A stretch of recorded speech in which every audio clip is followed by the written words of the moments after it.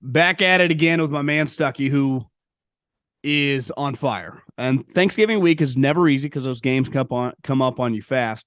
He just went 3-0, and as he told me when he jumped on, he went 8-0 on the weekend. He's scorching hot, absolutely scorching. But when you're friends with Mike White, who's basically Joe Namath now, I can't blame you. Stuckey, you can hear him Action Network podcast. You can hear him Big Bets on Campus. A lot of college football going on. Big week, actually, which is kind of crazy that these teams have to play the extra game. And if they lose, like USC, if the season just ended now, they've all played 12 games, they would be in. But if they lose this game, they're out.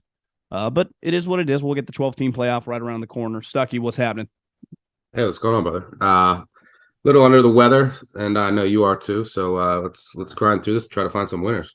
Let's start with your guy, Mike White, who came in. It's pretty clear the Jets are really good, right? They have a very, very talented team, and hell, they're missing some really good players. Their quarterback play couldn't have been any worse. And I'm not saying the guy was Joe Montana or John Elway, but that was a pretty damn good performance given what they've been used to. I mean, it kind of feels like the Jets now are a lock playoff team. Now, this is a big game. At Minnesota, the place is going to be going nuts. Minnesota clearly is pretty good, despite, statistically, I mean, they're just winning games. But I do kind of like the Jets' physicality against them. Now, can Mike White, back up his 3-touchdown performance, no picks? It's going to be interesting, but a tough defense, run the ball, solid, some old school football. Those two wide receivers feel alive now in Wilson and Elijah Moore. I think the Jets got to be the pick here, right? Yeah, I like the Jets +3 here. I mean, I was so down on I was looking for spots to fade the Jets early in the season just because I thought Zach Wilson was horrendous and like the worst quarterback that we've seen in years. And that was the missing piece. And last week when I told you I'm betting the Jets against the Bears, I was assuming that they were going to bench Zach Wilson, which they did. I think that's a big rallying point too. Like for the locker room, they benched him. Whether it was White or Flacco that came in, they got the win. Wilson, who just wouldn't take accountability. And so I think that they're going to carry this momentum over throughout the rest of the season. But that was the missing piece. And they didn't need, Mahomes at quarterback. They just needed someone. It's a very one read, quick pass, short passing offense. And Zach Wilson couldn't complete like against the Patriots. He couldn't complete passes in the flat. It was very basic stuff. So that's Mike White's strength, just throwing, short pass. I think last week 65, 66% of his passes were graded as short. Well, the Vikings actually are dead last in the NFL against short passes. It's a defense that's very vulnerable. It's dealing with injuries in the secondary. And I think that the Jets will be able to methodically move the ball on the Vikings. And if you look at the Vikings statistically, and they're a average to a below average team, just if you adjust for opponent, but they've won 9 one-possession games against a fairly soft schedule. They've gotten a lot of breaks. They've got a lot of turnover breaks. I mean, even against the Patriots, you get a kick return for a touchdown. You get that bizarre call at the goal line, and it's they've gotten just every break possible. They're going to go into a lull here, I think. I think they got that Patriots win. This division is clear, and the Jets, every game is so big in the AFC because the AFC is just absolutely loaded. But the Vikings schedule coming up, it's it's a joke. It's Bears, Packers, Lions, Colts. So I think that after that win, you could see them, the Eagles have done this too after a hot start. But yeah, I think that the Vikings are a little overvalued. I think the Jets are the better overall team. And I think they're going to carry that momentum over from last week. And what can the Jets do? They can generate pressure without blitzing. They're number 1 in the NFL in that category. And that's how you get the Cousins and force them into mistakes. So I also think that there's something to, outside of the Eagles, Niners, and Cowboys, the NFC is so weak, especially that Vikings division. And if you look at AFC underdogs this year against the NFC, they're 14-7 against the spread. So I think that some of these, teams that are a step below, you saw it with the Bucks going to the Browns last week in the NFC. They're a little overvalued compared to the AFC. You're in the AFC, you're going through a gauntlet every single week. So I like the Jets catching 3 here. I mean, look how good the Jets division is. I mean, it's just we're recording this before the Thursday night game, but obviously even the Patriots, if they lose that, I mean, they're a solid team, and the Bills are powerhouse. Miami and the Jets. I mean, that's pretty clear. That's probably a 3-team playoff division, right? Yeah. And and that Browns get Watson back. We'll see how he looks this weekend. But yeah, it's funny that the AFC West, which was what everyone was talking about, is going to be loaded, ends up being maybe the worst division in the AFC. It's besides crazy. the Colts division. And then, speaking of another division that I think we all thought was going to be pretty good because they got 3 teams in last year. Now it turns out Seattle is not as shitty as we all believed, but the Rams and the Cardinals are destined for top 10 picks. It looks like this would have been a game. I'll be honest, I would not gamble on. But you told me you like the side here. The Rams are built like an NBA team, and their high-end players when they're on are really good. But Stafford's out, we think. I would imagine we might not see him again. Aaron Donald is legitimately out, and obviously Cooper Kupp is on injured reserve. So those are, Cooper Kupp and Aaron Donald are 2 of the better players in the NFL, and Stafford's a $45 million quarterback. I don't know, man. It's just hard for me to take the Rams seriously, though. They put up a little fight, I thought, in the first half last week against Kansas City. Now, I also wonder, from Kansas City's perspective, do they have the best week of practice when you're going up against, Bryce Perkins or whoever the hell their quarterback is? 7.5 for a home team, though, that just won the Super Bowl is a lot of points, but it doesn't quite be the team that resembles the Super Bowl team. Now, the one thing with Seattle, watching that Raider game, does feel like they're running out of juice a little bit. I mean, their defense is a shell of what it was earlier in the season. They get no pass rush. I don't know. I mean, Josh Jacobs on a bad calf ran for 250, 230 yards or whatever. You do wonder, Seattle, are they running on fumes a little bit, Giant style? The one thing with Seattle different from the Giants, right, is they do have, a couple wide receivers are high-end players. Kenneth Walker's really good. It feels like they have a couple more high-end players than the Giants, beside like Saquon Barkley, who are their elite guys beside an offensive lineman. Yeah, look, I played the Rams here. I like them over a touchdown. This is a pure numbers play.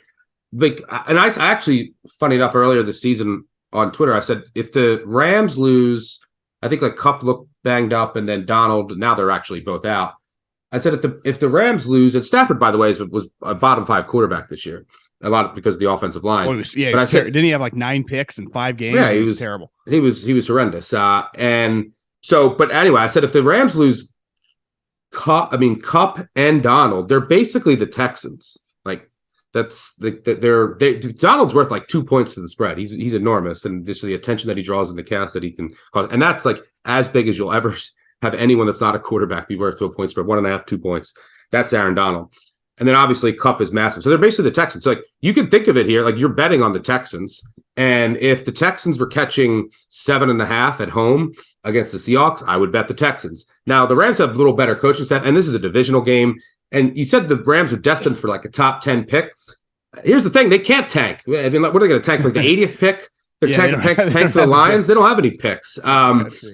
So, yeah, look, the Seahawks, they got 600 yards to the Raiders last week. 600 yards. That's a Big 12 college football game. And, yeah, so I just think this is way too many points in a low total. Scoring is down across the NFL this year. Home dogs catching 7 or more, 7-0 against the spread. It's hard to build margin. And I just cannot get to this number. You mentioned the Seahawks don't get pressure. That's huge against a quarterback that stinks. It's going to be really bad, and then you just got to hope that he completes some passes in the flats. You got to get to 14, 17 points here. The Rams defense is these are still professional athletes playing for contracts. Coaches still playing for contracts. It's a divisional game.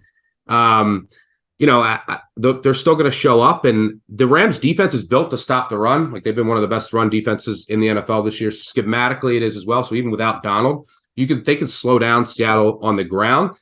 And if you're able to do that, if you look at Geno Smith this year, all of his best games are against teams that could not stop the run. It sets up the play action. You got to bring safeties up, and he's, to his credit, he's hitting lots of deep passes. But so, this is just too many points. And the Browns are with Deshaun Watson. We'll see what he looks like in his first game back.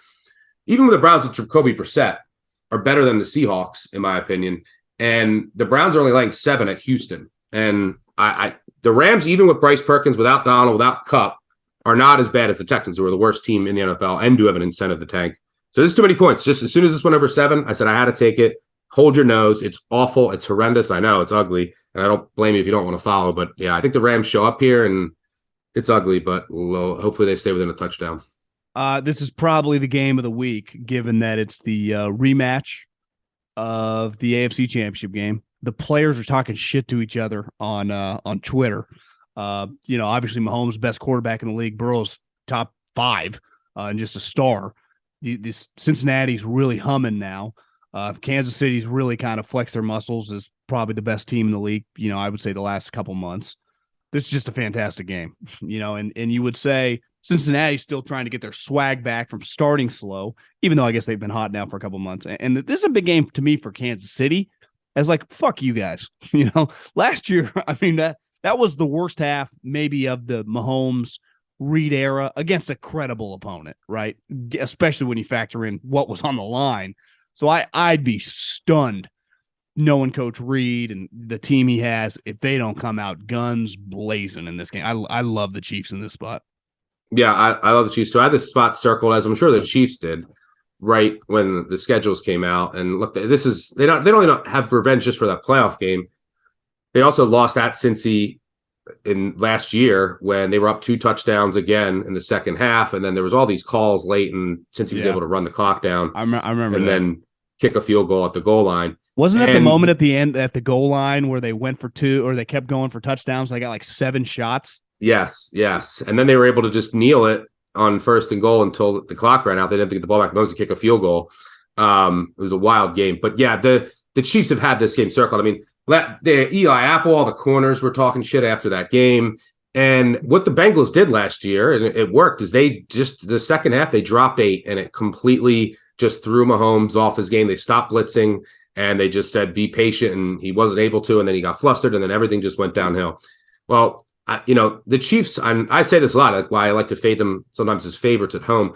They don't like to show a lot in games that they know they're going to win, and they kind of just will build their lead, and then they know that they can coast from there, and they're not a team that generally piles it on unless they're just humming. If they're humming in this game, like everything is right, you can't keep up with them. Happens like once every couple months.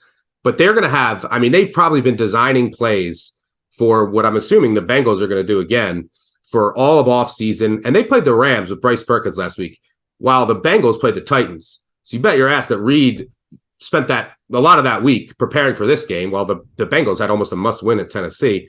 And yeah, any times you can get Mahomes just to win a game in the regular season. By the way, the Chiefs have won 26 straight in November and December. I'm there. And Mahomes is 17-5-1 against the spread as either an underdog or a favorite of under 3 points. It's like the old Brady, when Brady was a dog or just a favorite of 2.5, and you just need him to win. I'll trust him with my money that he's going to find a way to win. If he's a favorite of like over 7, sometimes that's when you could look to fade Brady. Same with Mahomes. So yeah, I think the Chiefs have had this game circled. They're going to unleash all of the best Chiefs plays you're going to see throughout this game. Should be close. Burrow will put up a good fight, but I just need the Chiefs basically to win this game. Give me Mahomes here in this spot.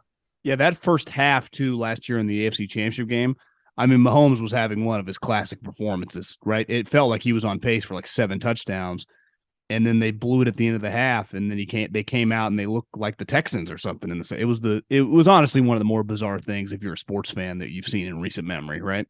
Yeah, I had the Bengals, and I said it's 21-10 Chiefs, and they're at the goal line, and then Mahomes would have 2 shots at the end zone, and he drops back and he inexplicably just throws it to Tyreek, which I guess in hindsight it's not the worst thing you can do, but he gets tackled at the 4 and the clock runs out.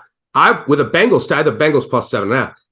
The Chiefs get the ball to start the second half. Mahomes is at the goal line up 21-10. I'm saying to myself, it's going to be 35-10 in about 25 minutes. Yeah. Crazy that the Bengals were able to come back, and it all started on that play. So yeah, I think this is a classic Chiefs spot. Well, Stuckey, get better. I will try to do the same. Suck down some vitamins, and we'll win some money. Absolutely. Good luck this weekend. Later, bro.